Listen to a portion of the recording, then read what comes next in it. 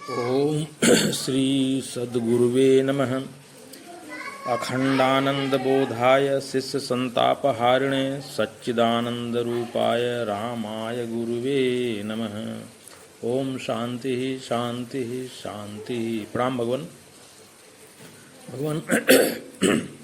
आज दृग्दृश्य विवेक में परम पूज्य ब्रह्मनिष्ठ महात्मा स्वामी श्री अखंडानंद जी महाराज का प्रवचन नंबर 16 प्रारंभ हो रहा है और इसमें भगवान यह बताया गया है कि जड़ का जन्म नहीं हो सकता। जिस तरह से चेतन का जन्म नहीं होता, उसी तरह से स्वामी जी बता रहे हैं कि जड़ का भी पुनर्जन्म नहीं हो सकता।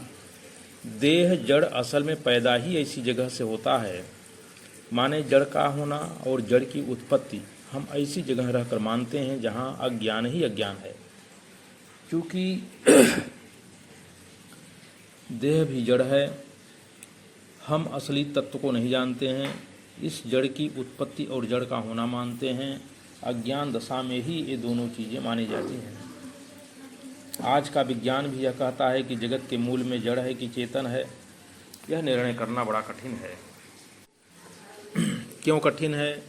तो कहते हैं कि एक ही वस्तु देश के रूप में फैलती हुई, काल के रूप में निगलती हुई और वस्तु के रूप में नाना प्रकार की होती हुई, चलती हुई, बदलती हुई, चमकती हुई एक ही चीज़ अनेक रूप में मालूम पड़ रही है। आज के नवीन विज्ञान ने, आइंस्टीन ने जो ऊर्जा, विद्युत, इलेक्ट्रॉन को मूल तत्व मानता है, उसी में से सब कुछ निकलता हुआ मालूम पड़ता है। वास्तव में कुछ नहीं निकलता। यह तो वेदांतियों के लिए भी कोई माया ही है, सब कुछ दिख जाए और हो कुछ नहीं। इसलिए आइंस्टीन ने हाथ जोड़ा कि इसके परे इसको प्रकाश देने वाला ईश्वर हो सकता है। उसको ना मत बोलो, मैं उसको प्रणाम करता हूँ, हाथ जोड़ता हूँ, ऐसा आइंस्टीन ने कहा। वर्तमान युग के बड़े से बड़े वैज्ञानिकों ने यह बात कही, किंतु इसके परे परमेश्वर हो सकता है, हम उसको हाथ जोड़ते हैं। यह बात विज्ञान की है।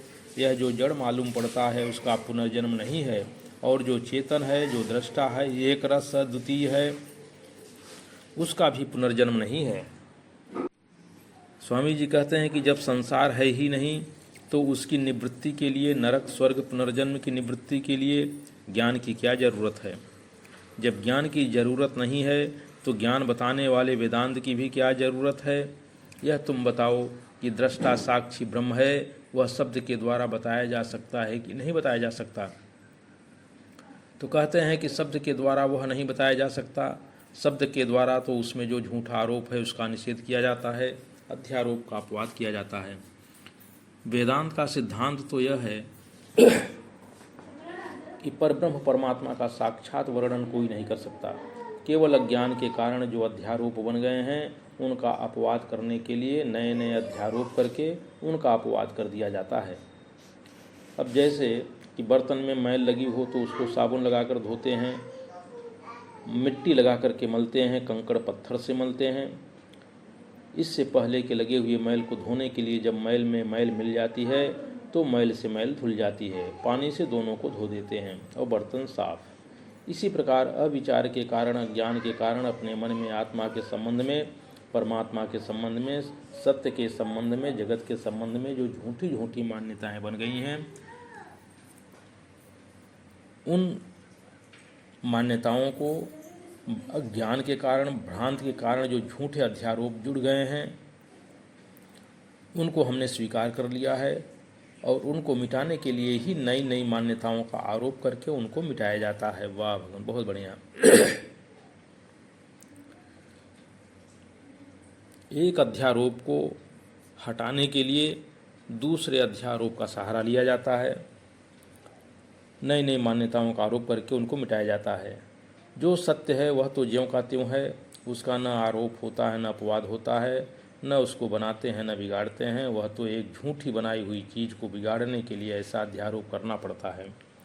तो बोले कि इससे भी यही सिद्ध हुआ कि वेदांत परमात्मा का जब वर्णन नहीं करता तो कूटस्थ स्वयं प्रकाश द्वितीय आत्मतत्व का बोध कैसे करावेगा? तब तो वेदांत ही निरर्थक हो गया।